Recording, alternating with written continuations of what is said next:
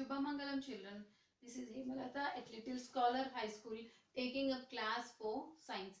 In our previous class, we have discussed about the importance of taking a nutritional food and what are the different nutrients which are present in it, like carbohydrates, proteins, fats, vitamins, and minerals. Yes or no, children? And we have seen in what are the different kinds of food items from where we all get these nutrients. Now in today's class we shall discuss the importance of water and some other points.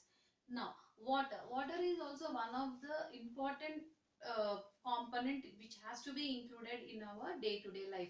70% of the human body is made up of water. Okay children, 70% of the human body is made up of water. The water which is present in the body makes the cells to get uh, moisture. It means all the cells will get moistured and they will not dry.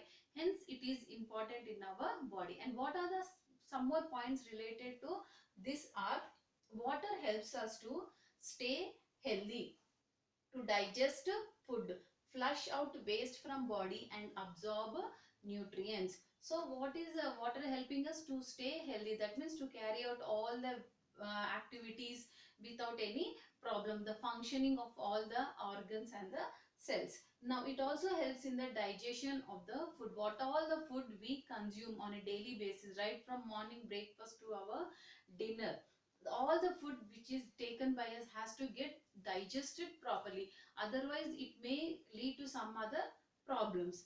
And one more important point is water helps to flush out waste from body. When we said that we are taking the food and it is getting digested, at the same time there are certain amount of undigested food which is generated, and this undigested food has to be removed from the body on a regular basis, otherwise again it may lead to some other infections and all. So water helps to flush out the waste from the body also. And one more important point is to absorb nutrients. Yesterday in class we have discussed the different kinds of nutrients. So all these nutrients which are the part of the and compulsory which has included in the diet has to be absorbed by the body, otherwise what will happen, the food is waste. Whatever the food we are taking and the nutrients are not getting absorbed, then there is no point in taking the food. So water helps in absorbing all the nutrients which are part of our diet. Okay children, now on the daily basis we are consuming water, we said, but at the same time whatever the water we are consuming, it is also going out from our body in some ways. What are those different ways? So body loses water in the form of urine, in the form of sweat, and in the form of water vapor.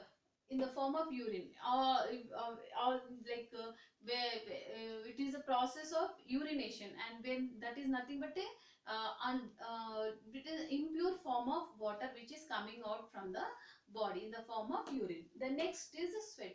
When we do lot of physical work, or when there is no proper ventilation or air circulation and all, what will happen, we sweat a lot. So that is nothing but a water only which is coming in the form of sweat. And one more thing is in the form of water vapor.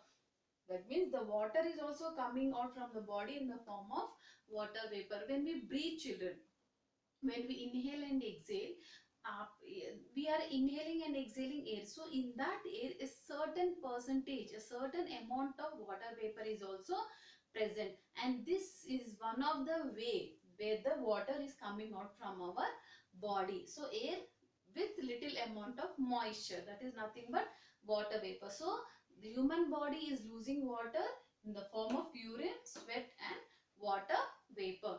Now next point is roughage. What is roughage? Roughage is nothing but fiber. Roughage is nothing but fiber.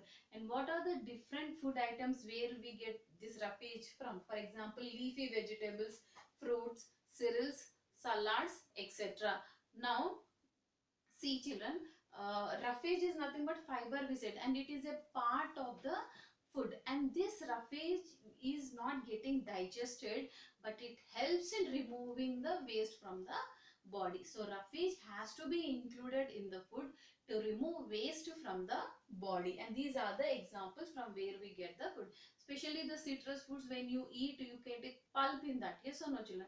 So that pulp, if is consumed, that help in the removing of the other unwanted material. Now one more important topic is balanced diet. Now what is this balanced diet? Look at the definition first.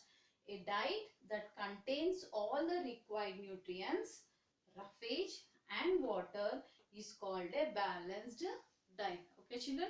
So yesterday in previous class we discussed like we have different nutrients, and the food is said to be a complete meal when it contains all these nutrients. True? So it all the nutrients has to be present in the food what we are consuming. It should not be neither more nor less also. It should be a balanced amount. The equal proportion of the all the nutrients should be consumed by us. Then only it helps in the proper growth and functioning of our body. Now when we talk about the balanced diet, it's not only the nutrients which has to be consumed along with the food, but it also includes roughage and water. It also includes roughage and water. When food includes nutrients plus roughage plus water, then it is said to be a perfect balanced diet. Understood children? Now so we'll look at some of the healthy eating habits. Now we'll look at some of the healthy eating habits, and all these habits have to be followed by each one of us. Let us look at the first one now. Eat lots of fruits and vegetables. We on our daily basis, apart from the rice or chapatis or dal, whatever we take, we should make sure that our diet or our food contains fruits and vegetables too. Now eat carbohydrate rich food. In previous class we have discussed that we need to consume lot of carbohydrates. Carbohydrates help in the growth of the body, yes or no? So we need to consume the food which is rich in carbohydrates. Then at the same time we should avoid lot of sweet, salt and fat. We should avoid sweet, salt and fat. Okay children? Now next point is what we need. Apart from the fresh vegetables, fruits, carbohydrates and all, we should also make sure that our food includes some amount of fish, meat, eggs, pulses, etc. That means our food should also be a part of little of and meat and all, and its products, milk and milk products too. Now at the same time again the importance of water, that is drink plenty of water. So these are the healthy habits we need to follow on a daily basis. Okay children? Now one more, when we are consuming all the food in required amount of food with all the nutrients all and all, and if we are not using of these calories, and if you are not doing very less activity, it may again lead to some other problems or complications. So whatever the balanced diet which is consumed by us, it is really good for the health and all, but at the same time we need to do little exercise also. That means exercise should be a part of our daily routine. It can be indoor, it can be outdoor. Like for example, outdoor if you go, you can go for walking, jogging, cycling, etc. Indoor if you want to practice, you can go for yoga and all. So it should be our regular practice, and this helps our body and mind too. The yoga, the exercise, whatever we do on our daily basis, and it should be a part of our daily routine. It helps not only our body to stay healthy, but it also helps in the good functioning of our mind. And finally, balanced diet including all the nutrients, water and roughage. It is including exercise. Finally, it is with all these things makes us to function properly, and it makes our muscles and heart strong. Understood children? So this is the end of today's session. In next class we'll move little further and go into some other new topic. Okay children? Thank you.